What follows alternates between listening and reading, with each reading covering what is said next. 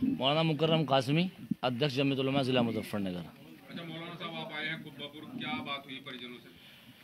परिजनों से ये बात हुई है कि जो बच्चे से ही बात हुई है, बच्चे को सिर्फ दुख इस बात का है जो दिल को दहलाने वाला है कि मैडम को बच्चों से नहीं पिटवाना चाहिए था। मैडम मेरी माँ की तरह है, मैडम मुझे मार लेती, मुझे कोई दिक्कत नहीं थी, मैडम ने मेरे बच्चों से पिटवाया है, मेरी बेइज्जती की है।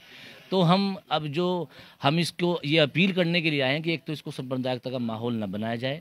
ये एक जो है पढ़ाई का मामला है, बच्चे के फ्यूचर का मामला है, और हम जमीयत उलमा की तरफ से ये ऐलान करने के लिए आए हैं। और जो इन्होंने कल फैसला किया है वो किसी के दबाव में नहीं किया है, और हम प्रशासन से आपके ज़रिए से ये अपील करना चाहते हैं कि ऐसे टीचर्स को फौरी तौर से उनके ऊपर कार्रवाई करके उनको जेल के अंदर डाला जाए, और जो उनकी मान्यता है वो फौरी तौर से उसको रद्द कर दिया जाए। हम आपके ज़रिए से सीएम योगी साहब से भी और पीएम प्रधानमंत्री साहब से भी ये अपील करना चाहते हैं कि पूरे हिंदुस्तान के अंदर ये वीडियो वायरल है, आप ऐसे लोगों को खास चिन्हित करें और ऐसे लोगों के खिलाफ कार्रवाई करें। इसलिए कि हिंदुस्तान ये एक गहवारा है, इसके अंदर तरह तरह के फूल लगते हैं। जब सारे फूल एक जगह मिल जाते हैं तो वो गहवारा बन जाता है। इस गहवारे को कुछ लोग तोड़ने की कोशिश कर रहे हैं। इस गहवारे को न तोड़ा जाए, बल्कि इस गहवारे को ऐसे के ऐसे ही रखा जाए।